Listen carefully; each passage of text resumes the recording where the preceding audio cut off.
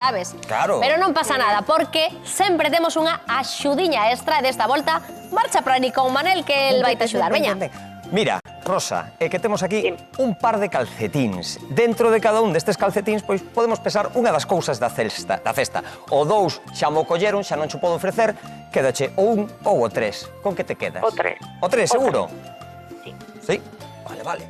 É un dos máis elexidos, o 3, o número favorito de moita xente. Teño aquí unha cousa para ti, Rosa. A ver, que che toca pesar. A ver se che gusta ou non. Primeiro vou a enseñar a Raquel Atanes. Vale, a ver. Que pensas? Ai, a min encanta. Home, algo que non pode faltar. Mira, poderá faltar o xamón, o queixo, o licor café, pero nunca pode faltar os pexegos en almibre. Sí, señor, senón non é unha cesta. E ademais vouche Aquí dicir unha estamos. cousa, Raquel. Dime. A ver se o sacas sen desmontalo todo. Sí, eu son delicadísima. Que para este xogo en concreto que temos que averiguar o peso da cesta, ven, porque este é un peso aí... Sí, isto suma, Este suma, vamos a ver. Imos ver, poñemos aquí... 1 kilo polo menos. Pois mira, case, porque son 920 gramos. Ten bo ollo, Rosa. Ten bo ollo, Rosa, que xa me vexo levando a cesta. Trae os pexegos pa aquí, que non me fío de ti un pelo. Non te preocupes, que vamos os dous. Imos os dous, petamos aí na porta. Non nos digas, home, claro que os 100 euros xa os demos, Rosa? Tamén cho digo. Bueno, amiga, con todo o que xa sabemos, co que acabamos de pesar, con ese bollo que tes, Rosa, canto pesa a cestiña do que anda aí? 16 kilos 650. 16. Oye, aí o... Pero foi o detalle, ela fiou polo miúdo. Fiou. Veña, dale. O gallo que sí. Dixeches? 16 canto? 650. 650... Non! Rosa! Vale. Non son 16,650. Non pasa nada, aquí sigue a cestiña disponible.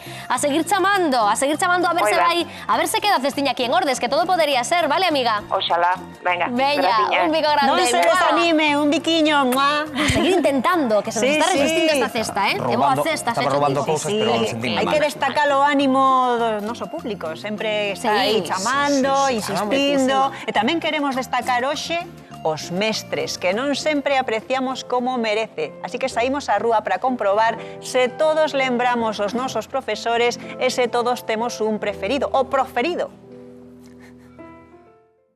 Estamos ás portas do Nadal e dunha das profesións das que máis se fala nestas datas é a do mestre, así que nós no programa imoslle facer a nosa propia homenaxe. Para nós no Quen anda aí, hoxe é o día do mestre e da mestra. Lembras algún mestre con especial cariño?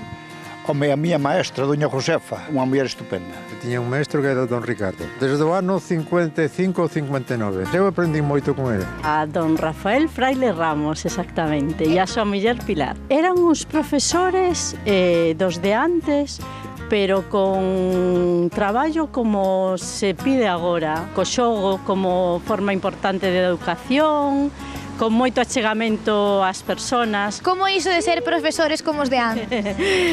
Pois marcándolle as normas, pero con esa parte humana que eu creo que antes brillaba pola súa ausencia. E cambiou moito a educación de antes agora? Moito.